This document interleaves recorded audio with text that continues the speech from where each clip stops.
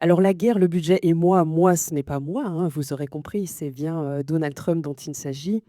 Ce président américain qui menace d'annexer le Groenland, alors que le point de passage critique de l'Arctique se situe au large de l'Alaska, qui proclame avoir mis fin à la guerre Israël-Hamas, alors que le Hamas n'a pas concédé de désarmement et que le cessez-le-feu a été violé très rapidement après, et qui remet en cause sa participation à l'OTAN tout en augmentant les budgets militaires. Alors, déraison, inexpérience, autocratisme, comment expliquer ces contradictions apparentes? Alors, pour comprendre ce qui semble incohérent, il faut analyser, et ce que je vais essayer de faire dans cette présentation, le cadre dans lequel se déploie le jeu trumpien et les outils qu'il mobilise. Pour se faire simple, le Parti républicain est traversé par une tension historique. D'un côté, un courant isolationniste hérité du mouvement America First des années 40, et là, aujourd'hui, des guerres coûteuses, des guerres sans fin, telles qu'ils les ont qualifiées après le 11 septembre. Et de l'autre, un courant interventionniste plutôt d'inspiration évangélique, attaché à la projection de puissance américaine et à un rôle de gendarme du monde.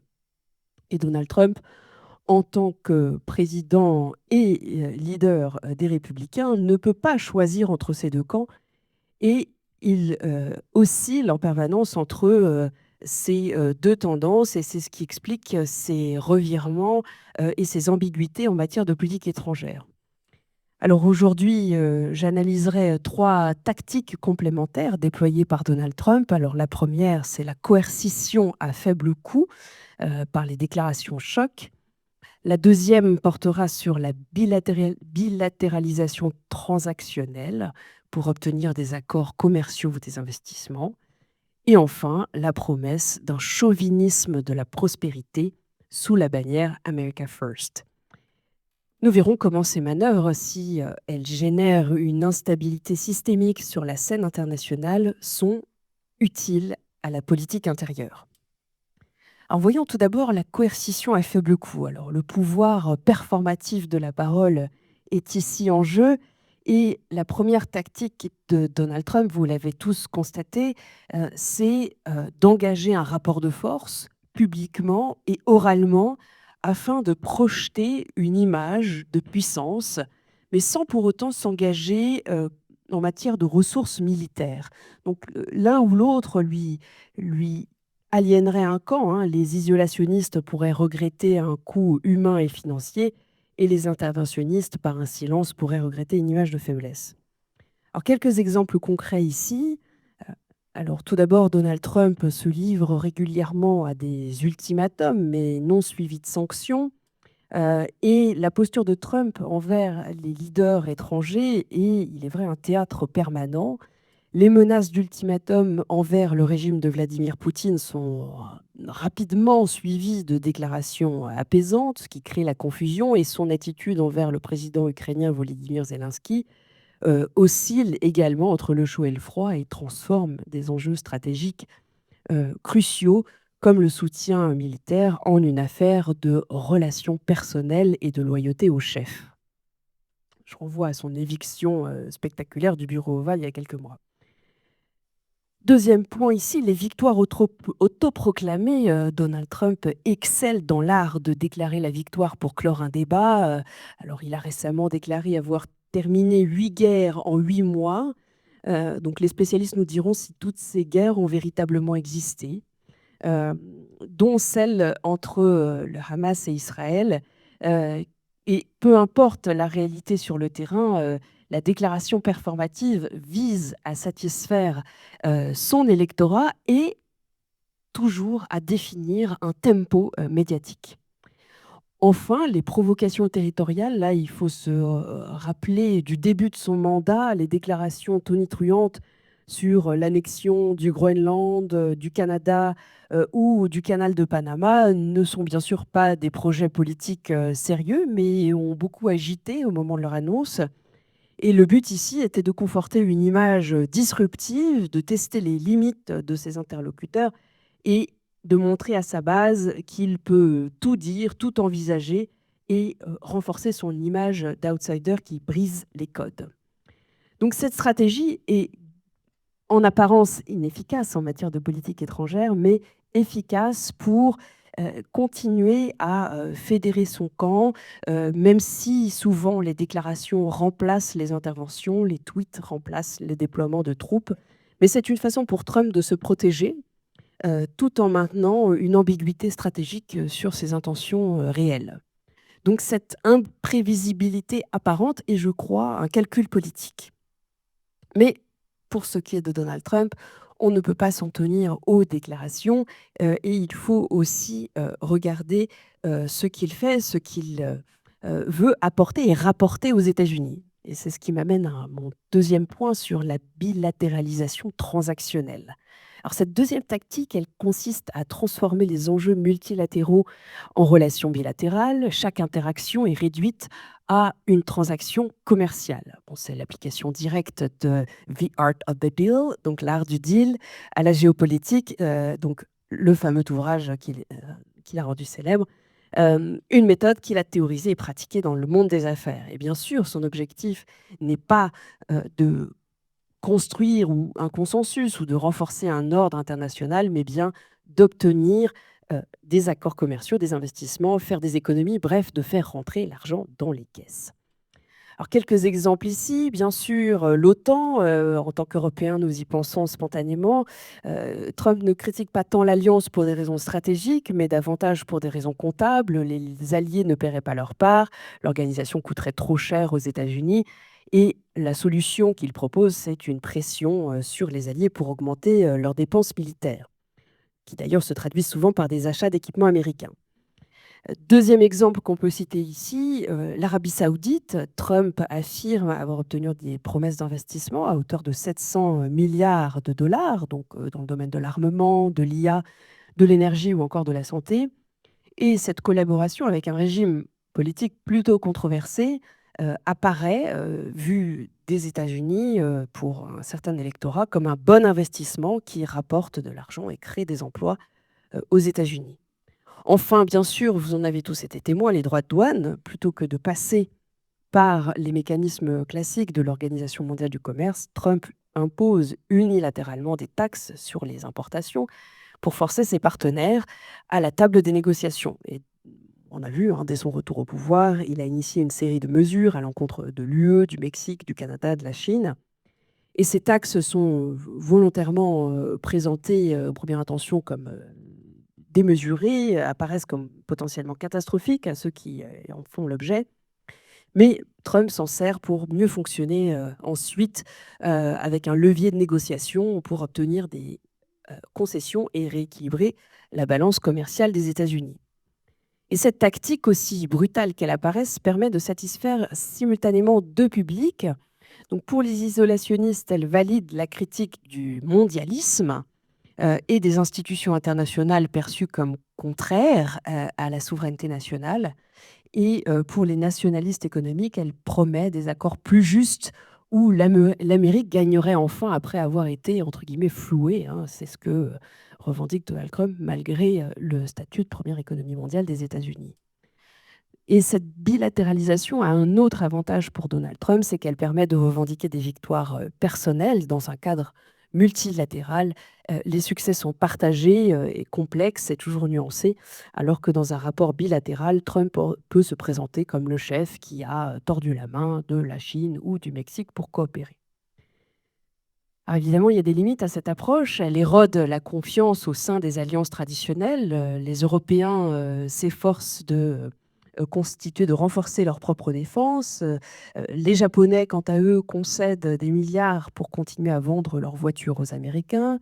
Les Sud-Coréens doivent s'acquitter d'un prix maximal pour continuer à bénéficier de la protection militaire américaine vis-à-vis de leurs voisins au nord. Et tous s'interrogent sur la durée de validité des équilibres existants. Et on ne sait pas, au vu des pratiques du président Trump, jusqu'à quand les équilibres pourront rester ainsi, et ce qui prive les alliés de toute forme de prévisibilité qui est essentielle à la crédibilité stratégique. Enfin, le dernier point, ce que j'ai appelé dans mon livre un chauvinisme de la prospérité. Alors ce slogan, America First, donc l'Amérique d'abord, n'est pas une invention trumpienne comme je le disais en introduction. Il remonte au mouvement isolationniste, des années 40, qui s'opposait alors à l'entrée des États-Unis dans la Seconde Guerre mondiale. Alors son histoire est controversée, marquée par des connotations antisémites, un soutien, tacite au fascisme européen, et Trump réactive ce slogan en le déplaçant sur le terrain économique. Trump ne promet pas seulement de protéger l'Amérique, mais selon ses termes, de lui rendre sa grandeur, hein. C'est le fameux slogan Make America Great Again, et selon lui, le respect qu'elle mérite. Ce chauvinisme n'est pas uniquement culturel ou racial, bien que ces dimensions existent, il est, je crois, fondamentalement économique. Le nationalisme, dont on voit partout la résurgence, n'est pas qu'une question d'identité, il est, pour, l'Amérique de Trump, un chemin vers la richesse matérielle qui inclut le citoyen ordinaire. Alors qui peut se retrouver sous une telle bannière? Eh bien, nombre de profils qui composent le camp républicain, les nationalistes d'abord, qui veulent mettre en avant la souveraineté du pays, les chrétiens fondamentalistes, qui peuvent rattacher leurs croyances religieuses messianiques à la figure de Trump et à la richesse comme signe d'élection, sachant qu'on peut être les deux en même temps. Il y a aussi les protectionnistes, qui voient dans les accords commerciaux la cause de la désindustrialisation qui a coûté si cher à l'industrie américaine. Ce qu'on appelle ensuite les faucons fiscaux, c'est-à-dire, ceux pour qui, le coût des interventions militaires et des alliances internationales est un gaspillage inacceptable des deniers publics, donc ceux-là sont très attentifs à la dette. Et enfin, et non des moindres, les apolitiques déçus qui se sentent trahis par la mondialisation qui a engendré des délocalisations et des pertes d'emplois massives. America First fonctionne donc comme un signifiant flottant, au sens où chacun peut y projeter ses propres attentes. Alors pour certains, ça sera le retrait des guerres étrangères, pour d'autres, la protection des emplois industriels, pour d'autres encore, la fermeture des frontières. Trump ne précise jamais, on ne sort de l'ambiguïté qu'à son propre détriment, comme le veut le dicton. C'est ce qui est aussi possible dans un système bipartisan qui est celui des États-Unis, puisqu'on a deux grands partis qui captent toutes les fonctions politiques nationales depuis la création des États-Unis et qui doivent donc abriter des tendances assez variées. Pour conclure, puisque je sens déjà des yeux se poser sur moi, pour conclure, ces trois tactiques que j'ai évoquées, donc la coercition à faible coût, la bilatéralisation et le chauvinisme de la prospérité, eh bien, au fond, relèvent d'un véritable condensé populiste.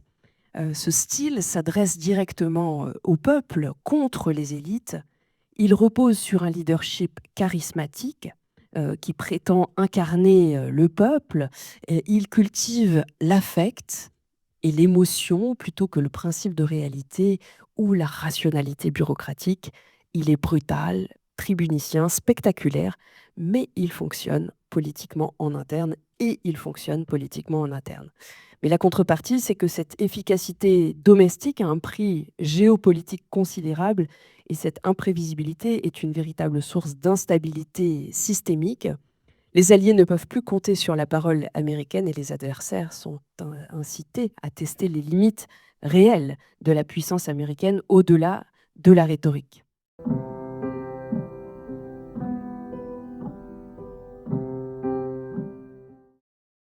Je vais effectivement utiliser le cas d'étude de la guerre Russie-Ukraine pour essayer d'apporter des éléments de réflexion sur la question qui nous anime ce soir, à savoir de quoi Trump est-il le nom, euh, comment il utilise la puissance américaine et à quelle fin. Et je pense qu'il y aura beaucoup d'écho avec ce qui a été dit, notamment sur l'influence du style ou de gouvernance populiste.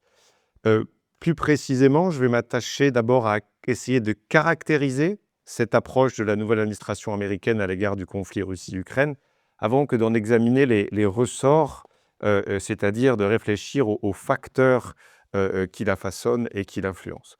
À l'évidence, caractériser cette politique n'est pas, tâche aisée, tant elle est erratique, marquée par des déclarations, parfois contradictoires, des effets de manche du président Trump qui a annoncé résoudre cette guerre en 24 heures, puis en 1 semaine, puis en 2 semaines, puis en 6 mois, puis avant la fin de l'année. Je vous laisse vous-même continuer le déroulé, mais surtout qui a nourri une certaine ambiguïté et nourri l'incertitude auprès de ses alliés, comme ça a été dit. Avant janvier 2025, les chancelleries européennes essayaient d'anticiper la politique du président Trump à l'égard de l'Ukraine. Depuis janvier 2025, ils essayent de la comprendre. Et on peut malgré tout dégager certaines tendances, en particulier si on part du contraste avec ce qu'était la politique de l'administration Biden à l'égard de cette guerre. D'une certaine façon, on est passé du « quoi qu'il en coûte » au « qu'a-t-on à y gagner ?» dans le sens où l'administration Biden avait 3 objectifs en relation de la guerre Russie-Ukraine. Tout d'abord, soutenir l'Ukraine, c'était le « quoi qu'il en coûte ». Ensuite, maintenir une cohésion transatlantique au sein de l'OTAN avec les alliés européens. Et enfin, éviter une confrontation directe militaire entre l'OTAN et la Russie. A contrario, je décrirai les 3 objectifs de l'administration Trump de la manière suivante. Obtenir un accord de paix, ou plutôt, dans le langage de Trump, un deal à tout crin, à tout prix, et peu importe le contenu ou la forme du deal, mais il s'agit de faire passer le président Trump comme quelqu'un qui arrive à résoudre un problème là où tout le monde avait échoué. Deuxième objectif, se désengager progressivement de la sécurité européenne ou à tout le moins transférer le coût du soutien à l'Ukraine aux Européens. Et enfin, troisième objectif, normaliser les relations avec la Russie. Et toute la question est de savoir si cette tentative de normalisation des relations avec la Russie est une fin en soi ou une manière d'arriver au deal dont j'ai parlé. Néanmoins, normaliser ne veut pas dire alignement. Le narratif qu'on a pu entendre d'un renversement d'alliance, d'une soudaine alliance entre les États-Unis et la Russie contre l'Europe est à mon avis galvaudé. Déjà parce que ça sous-entendrait une stratégie, une cohérence qui est absente, mais surtout, vu le niveau de dépendance des Européens sur les Américains, vu l'hostilité de la Russie à l'égard des Européens, le jour où les Américains et les Russes s'allieront contre l'Europe, l'Europe le sentira passer, si vous passez justement cette expression. La question donc qui est plutôt de savoir si on cherche malgré tout à anticiper la direction de cette politique, c'est de réfléchir aux déterminants, aux facteurs qui la façonnent. La politique étrangère est le produit d'un enchevêtrement de facteurs différents.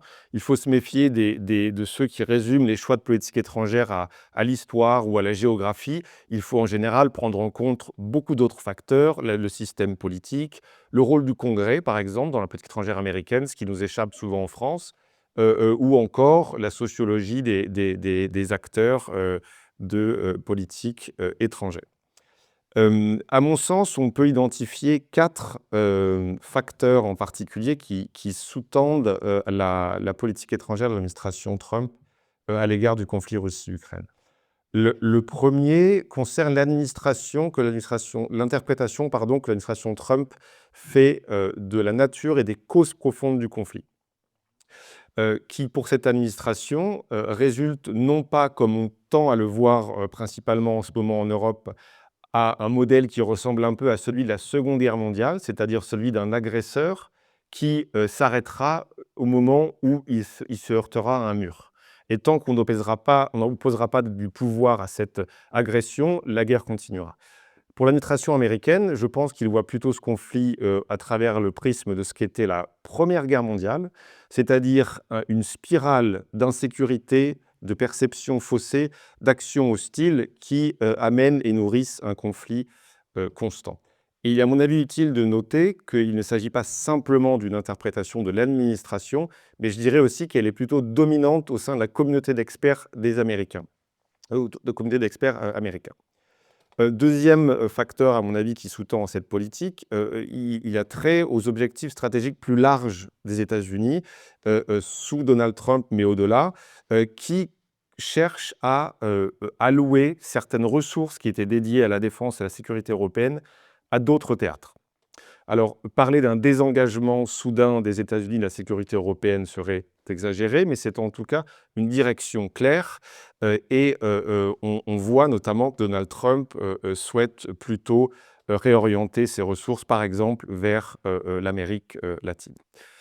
Mais le troisième facteur sur lequel je vais insister un peu plus en détail en lien avec ce qui a déjà été dit, c'est le facteur du populisme. Car je suis tout à fait d'accord, je pense que le fait que Donald Trump et son administration s'appuient sur le populisme comme une pratique d'exercice du pouvoir a certaines implications et certains corollaires pour la conduite de la politique étrangère, notamment à l'égard de la Russie et de l'Ukraine. Par populisme, je n'entends pas une idéologie, mais plutôt, encore une fois, une pratique politique qui consiste à mobiliser la base, non pas autour d'un ensemble d'idées programmatiques, mais plutôt à travers l'incarnation du peuple par le leader et sa légitimation par la dénigration des élites et de ses opposants politiques. Populisme, c'est en fait construire un lien direct et non institutionnalisé avec la base et faire une politique adversariale, c'est-à-dire de dénigrement et d'attaque des opposants politiques et surtout des élites et de l'establishment. Les implications sont duales. Il y a deux conséquences, à mon avis, à l'utilisation de la pratique populiste en politique étrangère.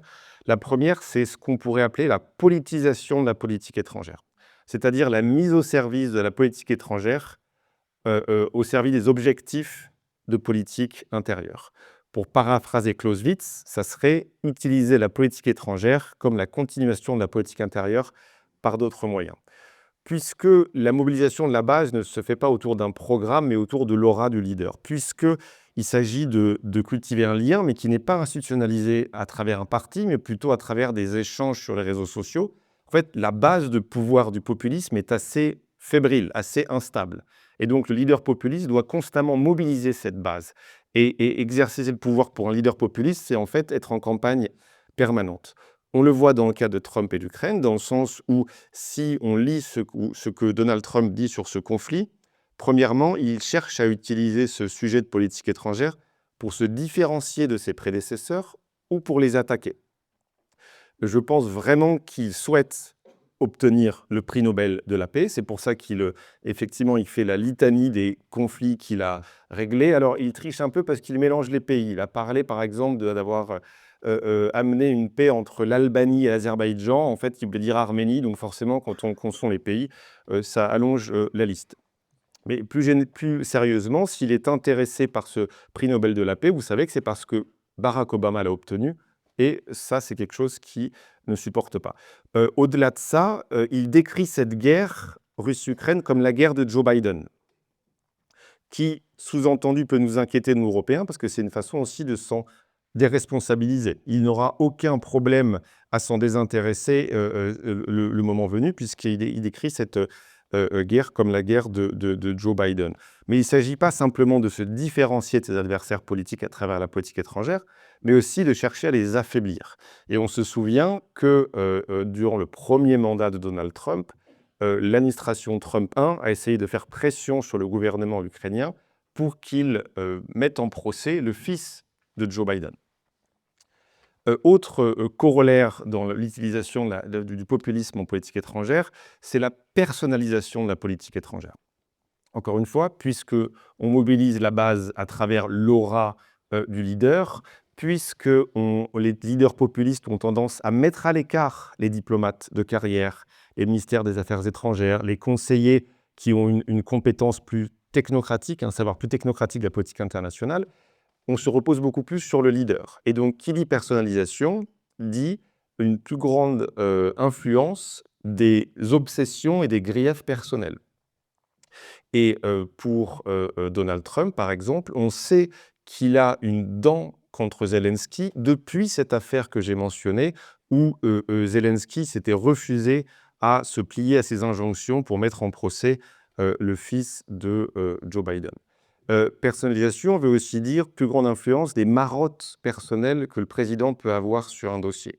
Et il me semble que si on doit décrire la politique actuelle du président Trump que j'ai souhaité caractériser, qui, comme on l'a vu, en fait, a consisté à chercher à obtenir un deal à tout prix, en commençant par tordre le bras de l'acteur qui était le bras le plus facile à saisir à savoir celui de l'Ukraine, en suspendant pour un temps l'aide en matière de renseignement et de livraison d'armes, en menaçant ou en tout cas en sermonnant le président Zelensky, avant finalement de chercher à mettre la pression sur la Russie, d'abord par des signaux positifs, en proposant un dialogue sur les armes stratégiques, ou alors plus récemment en menaçant des sanctions sur les produits pétroliers ou en agitant la livraison de missiles Tomahawk à l'Ukraine.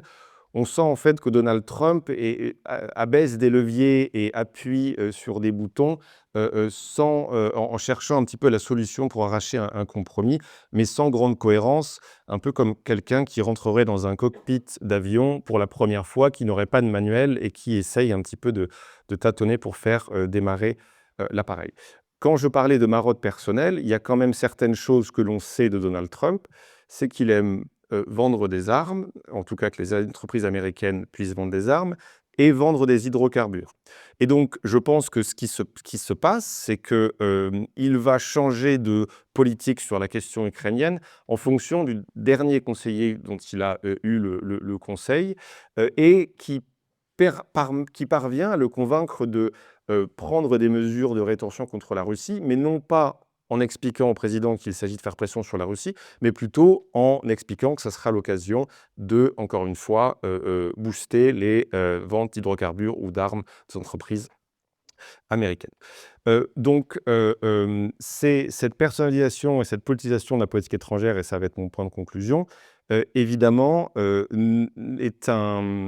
nourrit des incertitudes et des ambiguïtés qui sont très difficiles à gérer pour les Européens, qui doivent non seulement combler un vide laissé de plus en plus par les Américains dans l'aide à l'Ukraine, mais surtout qui doivent construire leur propre stratégie, prendre davantage de risques dans ce contexte, sans savoir ce que Washington fera, quelle sera la dernière annonce du président.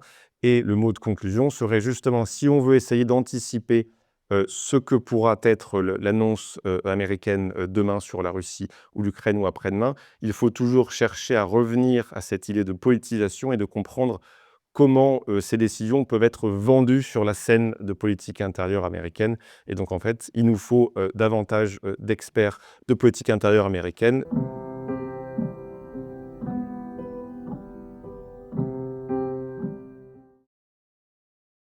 L'arsenalisation de la politique commerciale, c'est en fait l'instrumentalisation de l'économie américaine à des fins stratégiques. Alors, ce concept, effectivement, d'arsenalisation, de l'interdépendance, de géoéconomie, de tournant sécuritaire du commerce, revient très souvent dans la littérature des relations internationales, dans les médias depuis quelques années. Je dirais qu'il faut toutefois rappeler qu'il n'y a rien de nouveau entre les liens, dans les liens entre commerce et sécurité, ni dans les risques liés à la dépendance ou l'interdépendance. Je vous donne quelques exemples. Premièrement, pendant la guerre froide, donc au début de la guerre froide, même au lendemain de la Deuxième Guerre mondiale, pendant une période souvent présentée comme l'âge d'or du multilatéralisme, l'Occident s'interrogeait déjà sur les modalités de l'application des systèmes de contrôle des exportations, sur ce qui définit un bien critique ou stratégique, qu'est-ce qu'une puissance alliée, qu'est-ce qu'une puissance neutre. Donc ce sont des débats qui sont au cœur aujourd'hui de la politique étrangère américaine et européenne, mais qui ont déjà une longue histoire. Je pourrais vous citer d'autres exemples comme voilà, l'idée de la mondialisation heureuse pendant laquelle on aurait ignoré ces liens entre commerce et sécurité, mais même pendant cette période, au début du XXIe siècle, les États-Unis utilisaient déjà leur supériorité technologique et financière à des fins stratégiques, notamment dans le cadre de la lutte contre le terrorisme. Donc, après avoir historicisé cette notion et défini, je vais toutefois en présenter les caractéristiques sous l'administration Trump 2, parce qu'il me semble qu'il y a des changements qui sont intéressants. Il y a aussi des lignes qui reviennent par rapport au premier mandat. Mais je vais vous citer ici 5 éléments distinctifs qui me semblent importants de souligner. Le premier élément, c'est ce que Peter Feaver définit comme le transactionnalisme nu.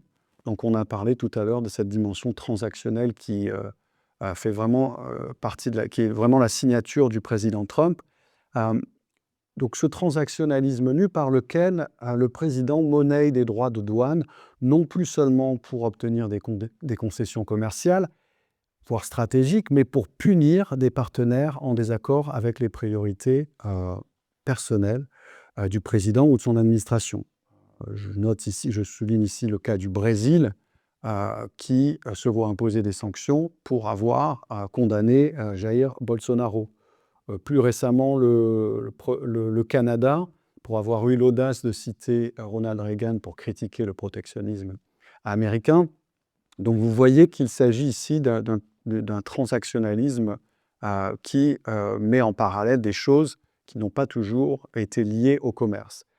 L'autre versant de cette arsenalisation, c'est la marchandisation des questions stratégiques. Donc, c'est-à-dire la manière dont la protection américaine aujourd'hui se monnaie et est instrumentalisée pour extorquer des concessions commerciales, comme cela a été le cas lors des négociations avec l'Union européenne. Donc vous avez peut-être entendu parler des négociations entre la Commission européenne et Donald Trump, et le commissaire au commerce était assez clair sur l'instrumentalisation du cas de la situation ukrainienne dans le cadre de ces négociations commerciales.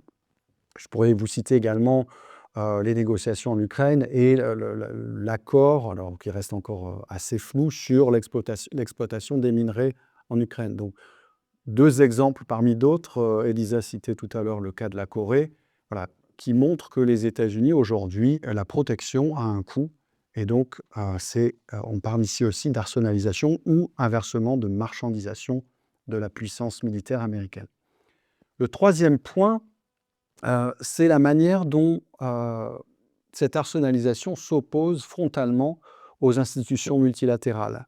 Alors, il est clair que les Américains ont toujours eu un rapport assez ambivalent avec le multilatéralisme, il faut le rappeler, mais ce qui est assez frappant, c'est que jadis les Américains instrumentalisaient les institutions multilatérales ou les court-circuitaient habilement ou discrètement. Aujourd'hui, il n'y a plus de discrétion. Les droits de douane s'attaquent au principe même du système multilatéral commercial, à savoir la clause de la nation la plus favorisée et la libéralisation du commerce. Je voudrais là aussi rappeler un détail qui me paraît important, c'est que Joe Biden avait lui aussi refusé de nommer des juges à la Cour d'appel de l'OMC, donc l'organisme de règlement des différends, et ainsi paralysé l'Organisation mondiale du commerce, et donc a en quelque sorte légitimé la politique de Trump. On retrouve également cette continuité sur l'imposition des droits de douane qu'il a conservé à l'égard de la Chine et qu'il a même parfois défendu devant l'OMC. Quatrième point, c'est le fait que cette arsenalisation se joue de toute logique d'alliance. Les alliés ne sont plus épargnés. On parlait tout à l'heure du Canada, de l'Union européenne. Rappelons que le Canada, le Mexique et l'Union européenne sont les 3 premiers partenaires commerciaux des États-Unis et représentent à eux 3 près de plus de 40% des échanges commerciaux américains. Ce sont des alliés stratégiques, mais aujourd'hui, ils n'ont pas été épargnés par les droits de douane imposés par Washington. La seule puissance commerciale qui a été plus ou moins épargnée, ou qui ait pu sortir victorieuse, je dirais, ou le profil haut de ces négociations, c'est la Chine, qui a, elle aussi, fait d'usage de sa puissance économique pour obtenir un accord avec les États-Unis en reprenant, et c'est ce qui est frappant et ironique, en reprenant la même formule que les États-Unis avaient employée, c'est-à-dire des restrictions aux exportations qui ont paralysé et menacé, je dirais, l'appareil productif américain. Et puis le 5e élément distinctif de cette arsenalisation, c'est, je dirais, le flou stratégique une arsenalisation illisible, incohérente. Et c'est ce qui distingue, à mon avis, ce deuxième mandat du premier. Au premier mandat, on avait pu croire que la notion de sécurité économique prenait une nouvelle place dans la politique étrangère américaine. Elle était affichée comme quelque chose d'important dans la stratégie de sécurité nationale en 2017. Aujourd'hui, si vous regardez les différentes décisions de l'administration Trump, il est difficile de croire en cette sécurité économique comme un fil conducteur de sa politique économique ou de sa politique étrangère. Je vous cite quelques exemples, mais je n'ai pas le temps de rentrer dans les détails. La levée des restrictions aux exportations sur les semi-conducteurs avancés et au passage l'extorsion de 15% des profits générés par NVIDIA, l'entreprise de puces électroniques. La vente de l'entreprise Electronic Arts à un fonds d'investissement public saoudien. Alors, après tout ce que les Américains ont mis en place pour filtrer et évaluer les investissements et le rachat d'entreprises américaines, l'imposition tarif aux Canadiens en représailles à la publicité de Double Sport, bon, j'en ai parlé tout à l'heure, c'est anecdotique, mais ça montre qu'on ne parle plus ici de sécurité économique, mais peut-être bien de personnalisation de la politique étrangère américaine.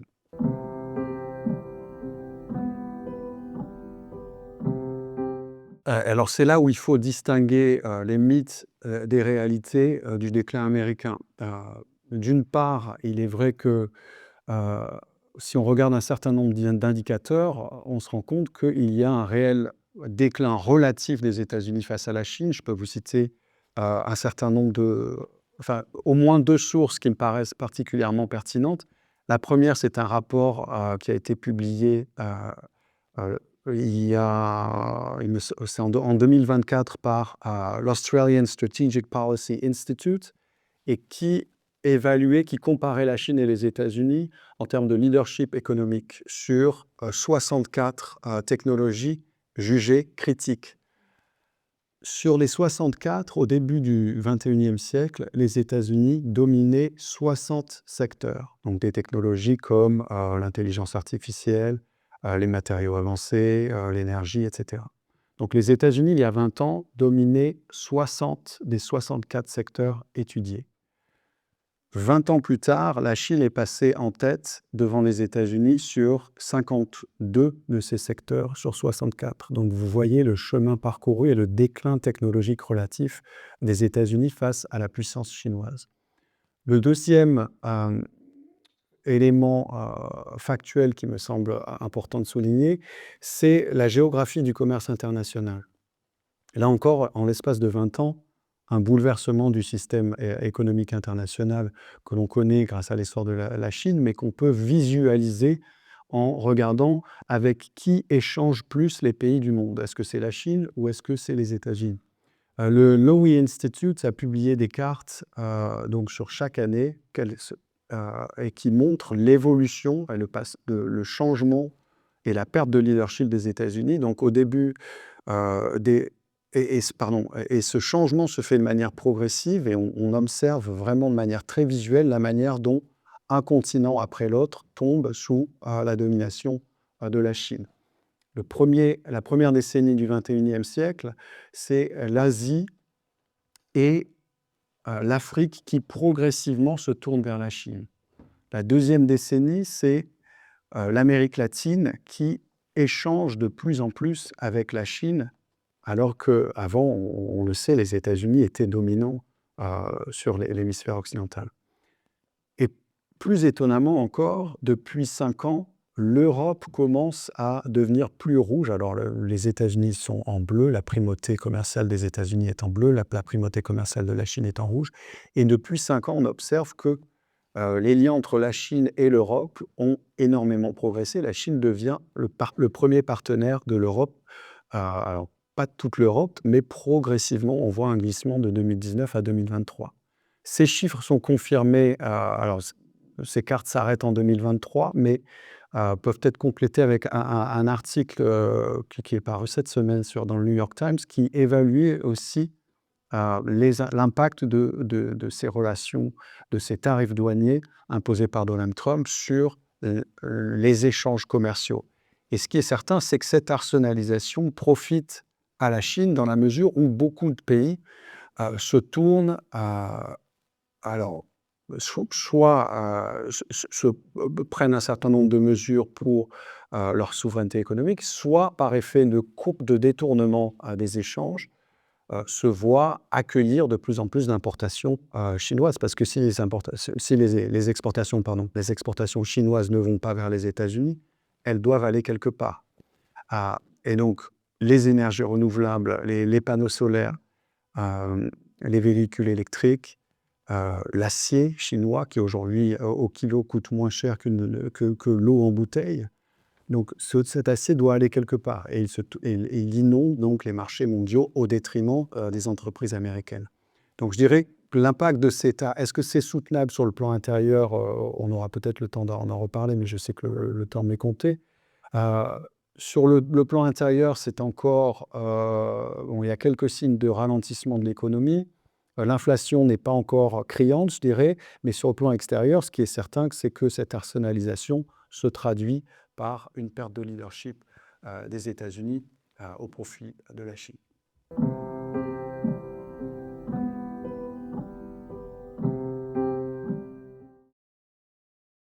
Je suis ravi de pouvoir parler de cet élément qui est le renseignement à l'intérieur d'une puissance américaine qui, avec tous les éléments qui sont couverts, reste quand même une caractéristique singulière, on va le voir, de ce qui fait cette puissance américaine et qui, dans un contexte qui est celui de Trump 2, pose un certain nombre de défis directs et peut-être plus indirects dans un avenir proche. Ce que je voudrais rappeler d'abord en introduction, pour bien placer le paysage, c'est que le renseignement dans l'appareil de sécurité nationale américain est un élément essentiel qui contribue à la décision stratégique aux côtés de l'état-major des armées, ou en tout cas du département de la défense, et puis aux côtés du département d'État, c'est-à-dire un élément aux côtés de la diplomatie et de la guerre qui contribue à la décision de politique étrangère. De sorte que dans le renseignement, les coopérations elles-mêmes sont un élément de source qui est absolument essentiel pour contribuer à la décision stratégique. Les services de renseignement s'appuient sur des sources qui sont différentes de celles de la diplomatie ou de celles des armées et de la défense, des sources humaines, des sources de renseignement technique ou électromagnétique, des renseignements images, et puis du renseignement issu des coopérations, c'est-à-dire du tissu d'interdépendance tissé par les services de renseignement avec leurs partenaires à travers le monde. Et ces coopérations de renseignement sont essentielles à la puissance américaine comme elles le sont à leurs alliés. Et c'est là un des éléments où on va voir que peut-être l'Amérique, et en tout cas la vision trumpienne de transactionnalité, se retrouve un petit peu en difficulté. De sorte que ce qu'on appelle la diplomatie du renseignement, c'est en fait l'ensemble des relations qui existent entre les services de renseignement à l'échelle internationale, lesquelles relations diplomatiques entre services de renseignement sont différentes des relations qui existent de manière officielle entre les diplomaties. Et c'est bien là tout le sens de services de renseignement, de pouvoir garder par exemple le canal ouvert pour des négociations secrètes avec des pays avec lesquels les relations officielles sur le plan diplomatique sont rompues, ou de pouvoir continuer à échanger sur des sujets extrêmement sensibles en dehors des canaux habituels. Alors la caractéristique de Donald Trump pour ce qui concerne les coopérations de renseignement, c'est d'abord la politisation interne du renseignement. Et en matière de renseignement ou de relations entre les services de renseignement et les autorités politiques, ce qu'on appelle politisation dans l'étude du renseignement prend une définition peut-être un petit peu différente que dans d'autres champs de recherche.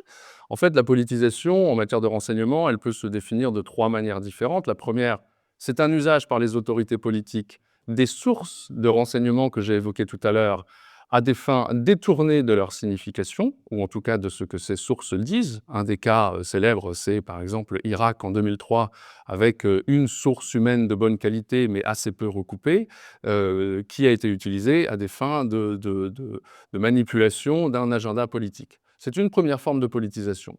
Une deuxième forme de politisation, c'est l'orientation des services de renseignement à des fins idéologiques pour soit poursuivre des opposants politiques, soit poursuivre un agenda personnel. Et puis la troisième forme de politisation, c'est un usage des services de renseignement à des fins politiques personnelles. Pouvoir avoir accès, par exemple, à des fiches sur des opposants politiques pour pouvoir faire pression sur eux.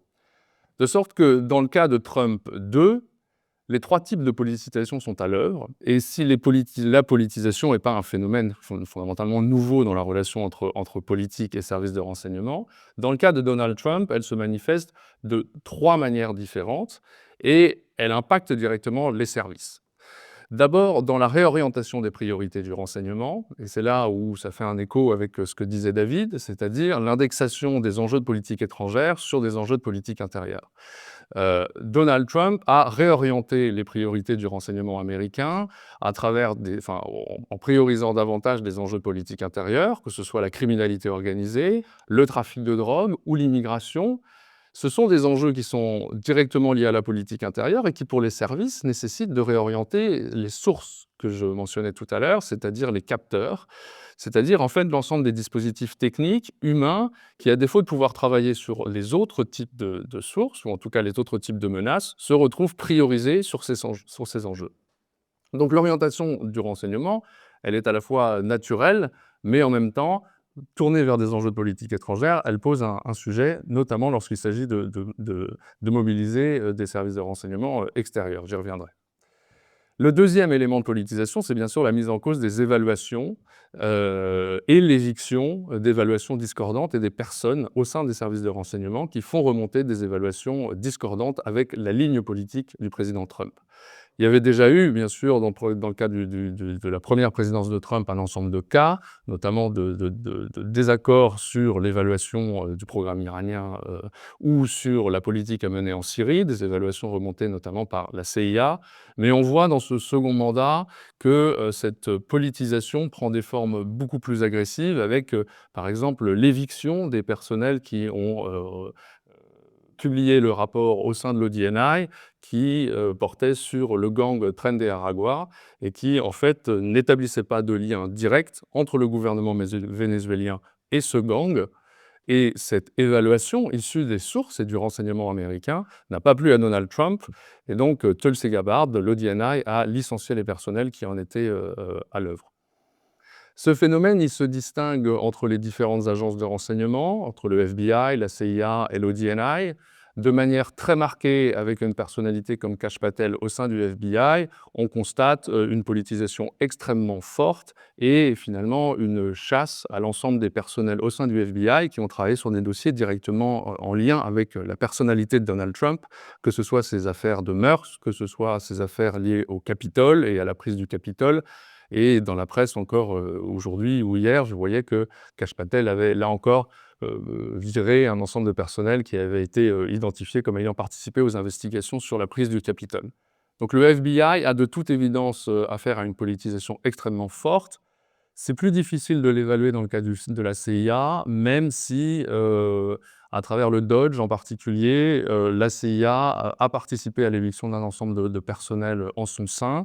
Et puis plus fondamentalement, le shutdown a des conséquences aussi qu'on peut présupposer très importantes, puisque beaucoup de personnels sont en fait au sein de la CIA des contractuels qui sont payés sur en fait le budget tournant. Et donc ça, c'est une des conséquences directes aussi qui est susceptible d'avoir beaucoup de conséquences sur les personnels. Alors j'en viens maintenant aux conséquences sur les coopérations de renseignement directement. En fait, en matière de coopération, ces dynamiques de politisation, elles ont différents types d'impact. Et d'abord, je pense qu'il faut distinguer entre les coopérations de nature multilatérale et les coopérations bilatérales. Les services américains sont les services les plus importants dans ce qu'est la coopération des Five Eyes, qui réunissent donc Britanniques, Canadiens, Néo-Zélandais et Australiens, et qui est une coopération en matière de partage de renseignements techniques et électromagnétiques. En fait, elles s'appellent les Five Eyes tout simplement parce qu'elles permettent de couvrir l'intégralité de la planète en matière de communication. Et cette alliance, elle est indispensable aussi pour les Américains. Et une des difficultés dans la conception de Trump, c'est que cette transactionnalité est mise à l'épreuve par la nature même des coopérations et de l'importance des coopérations en matière de collecte de renseignements pour les services américains eux-mêmes. Si on reprend par exemple l'exemple du mois de mars de coupure de renseignements à l'Ukraine, l'interpénétration des services des Five Eyes a non seulement placé les Britanniques dans une situation extrêmement complexe, de savoir quel type de renseignements collectés par les Britanniques en coopération avec les Américains pouvaient légitimement encore être partagés avec les Ukrainiens, puisque les Américains avaient décidé de couper ce renseignement. Et puis plus fondamentalement, ça pose aussi la question, en fait, à l'intérieur de ces pipes très fluides de partage de renseignements, c'est du partage quotidien à travers des logiciels, à travers des officiers de liaison qui travaillent dans les services réciproques, que ce soit le GCHQ britannique qui a à l'intérieur de la NSA des officiers, et puis la NSA à l'intérieur du GCHQ, et inversement pour les autres partenaires. La difficulté, en fait, de rompre ces alliances en raison de cette interdépendance et de cette interpénétration des partages de renseignements. Donc ça, c'est une alliance qui est forcément mise un petit peu à défaut dans le cadre de la présidence de Trump. Et puis, il y a ensuite les coopérations bilatérales, qui constituent un des éléments ou l'élément le plus important en matière de coopération de renseignement. Et là, il faut établir, en matière de distinction, de coopération bilatérale, là aussi, il faut établir de quoi on parle. Le renseignement, c'est d'abord un ensemble de thématiques. On parle de contre-terrorisme, on parle de renseignement politique, de contre-prolifération, de contre-espionnage, et tous ces sujets ne sont pas affectés de la même manière. Le contre-terrorisme reste une thématique qui est très largement partagée par l'ensemble des partenaires européens et américains, et tout laisse à penser qu'il n'y a pas de raison qu'il y ait de coupure de renseignements sur un ensemble d'acteurs ou de sources qui empêchent le renseignement de continuer d'être partagé de manière assez naturelle. Sur des sujets plus sensibles, comme par exemple le renseignement politique ou le contre-espionnage vis-à-vis de la Russie, là, effectivement, on peut poser l'hypothèse qu'un certain nombre de sources sont susceptibles d'être moins partagées et que les coopérations de renseignement risquent d'être affectées. Et puis, la troisième distinction à l'intérieur de ces coopérations bilatérales, c'est la nature des sources. Une source humaine très bien placée dans un dispositif étranger n'a pas la même valeur qu'une source collectée naturellement en source ouverte ou une source de renseignement image par des satellites commerciaux qui peuvent relativement être bien partagés. De sorte qu'à l'intérieur de ces thématiques, il y a aussi des sources qui peuvent être plus ou moins sensibles et qu'il est possible de toujours faire vivre une coopération en partageant 80% du flot pertinent, mais en retenant sur des sources extrêmement précises ou sur des accès extrêmement secrets, le fait de les conserver plutôt que de ne pas les partager avec les Américains. Et là, on en vient finalement au troisième élément, qui sont les conséquences pour les Européens. Et là, je pense qu'il y a trois ordres de conséquences. Le premier, c'est que, comme je l'indiquais, il y a des thématiques qui restent relativement consensuelles, comme le contre-terrorisme, par exemple. Mais il y a des thématiques qui, même, en fait, sont susceptibles de générer davantage de partage et de coopération de renseignement. On peut parler, par exemple, du renseignement politique sur la zone Indo-Pacifique ou sur la Chine, qui là sont susceptibles de des intérêts partagés sur lesquels la réorientation des priorités du renseignement américain permet de partager encore plus de choses et de réorienter des capteurs techniques qui en fait dynamisent la coopération. Même chose en matière de criminalité organisée ou de trafic de drogue ou d'immigration illégale. En revanche, là encore, il y a des thématiques sur lesquelles les sources de coopération avec les Européens sont susceptibles de devenir beaucoup plus compliquées. Je parlais notamment du contre-espionnage. Alors les deux directeurs des services néerlandais, AIVD, qui est le service à la fois intérieur et extérieur néerlandais, et le MIVD, service de renseignement militaire, ont fait une interview dans la presse néerlandaise il y a quelques jours de ça, la semaine dernière je crois, dans laquelle ils disent qu'en fait, à partir de maintenant, c'est un petit peu du cas par cas. Et comme ils le disent, it's case by case, et ils se posent la question de savoir quel type d'information peut être encore partagée avec les Américains. De sorte qu'on en revient à ce que je disais tout à l'heure, c'est-à-dire que ce sont des cas par des thématiques, et à l'intérieur de ces mêmes thématiques, des types de sources qui sont susceptibles d'être affaiblies. Et le directeur général de la DGSE, dans une interview qui vient de paraître là dans Esprit de Défense, disait également que les coopérations renforcées se développent partout sur le continent européen. Et je pense que c'est précisément ça aujourd'hui, et ce sera ma conclusion, qui attend les Européens et qui, en fait, dans la relation avec les États-Unis, est en train de se réorganiser. C'est-à-dire le fait que face à cette incertitude et cette imprévisibilité, les services européens coopèrent davantage et sont sans doute poussés à mettre en place des coopérations multilatérales ou des coopérations bilatérales sur des segments bien précis, partagés en matière de contre-espionnage avec les pays baltes, par exemple, des choses qu'on ne partageait pas avant, pour essayer d'avoir des accès ou pour essayer d'avoir des sources via des coopérations qu'on ne peut pas avoir, ou que, à défaut de pouvoir compter sur les Américains pour réorienter leurs capteurs à notre profit dans le cadre d'une coopération, qu'on puisse finalement travailler avec d'autres opérateurs. Mais là encore, au sein de l'Union européenne, et je parle de l'Union européenne en tant qu'entité officielle, ces coopérations n'existent pas. Il est parfois question d'un service de renseignement européen. En l'état actuel des choses, il n'en est pas question, puisque précisément ces coopérations et ces enjeux de sécurité touchent les États membres et les renseignements dont ils disposent de manière extrêmement sensible et régalienne. Et donc ces coopérations se font en dehors de l'Union européenne, évidemment, mais elles se font de manière à la fois bilatérale ou multilatérale, de manière ad hoc, en fonction des thématiques et en fonction des sources. Et c'est finalement ça aussi que pousse à faire la présidence de Trump 2, c'est sans doute à faire en sorte que les Européens partagent davantage et réorganisent leurs sources et leurs accès de renseignement davantage à l'échelle européenne.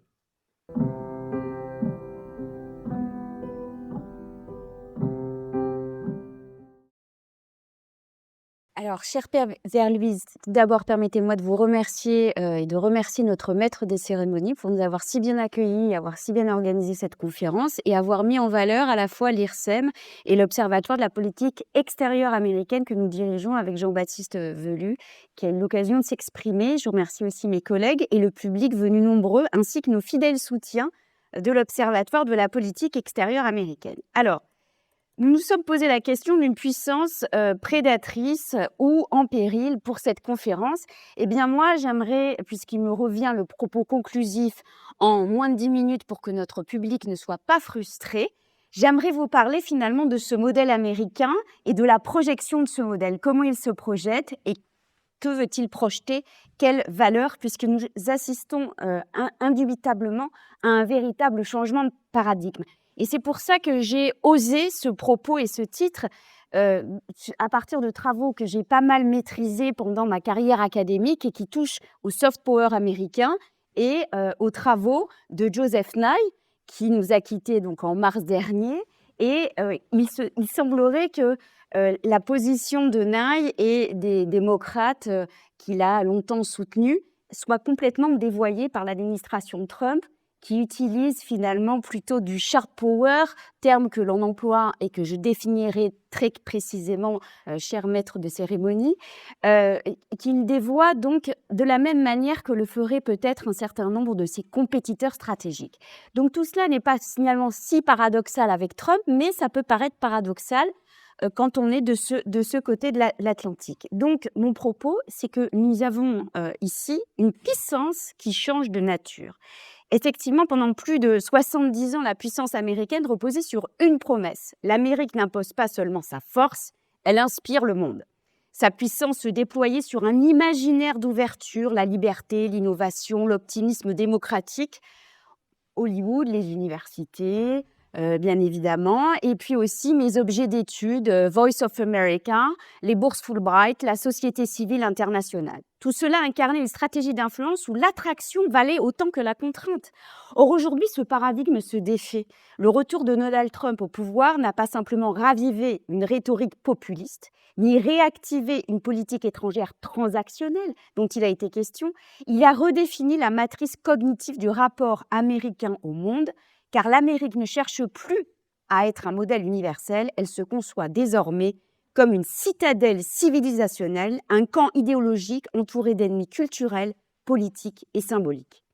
Comme nous le rappelions il y a quelque temps, dans plusieurs émissions et débats que nous avons eus, nous ne sommes plus face à une Amérique qui renonce, mais face à une Amérique qui choisit un autre mode d'influence.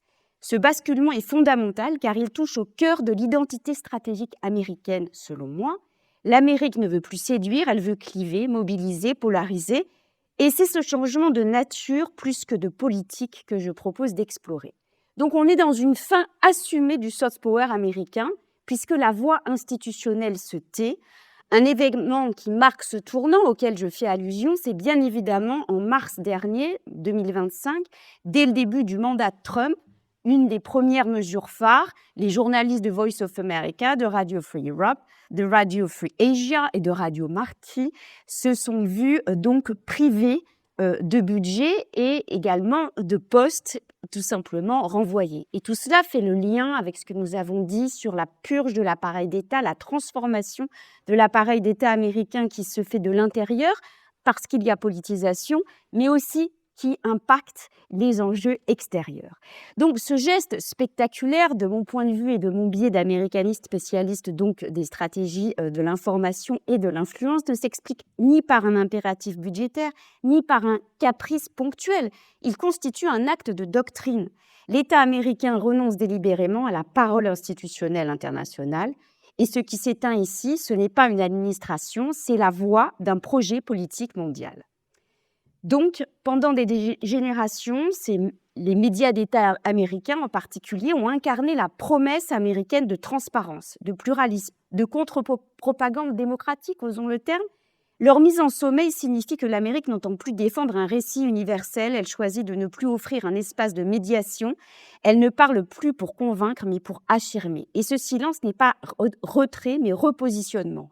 La séduction cesse d'être un outil stratégique, et donc on a une rupture ici avec la diplomatie libérale. Ce renoncement s'inscrit effectivement dans un processus plus large, réduction des programmes d'échange, affaiblissement structurel de la diplomatie publique et de l'ensemble de l'appareil d'État et du département d'État totalement décimé, comme de l'appareil de renseignement, merci Jean-Baptiste, recentrage politique sur des publics internes ou idéologiquement compatibles, l'universalisme cesse d'être un horizon, l'internationalisme libéral, pilier de la Pax Americana, est perçu comme fragilisant, suspect et presque antipatriotique.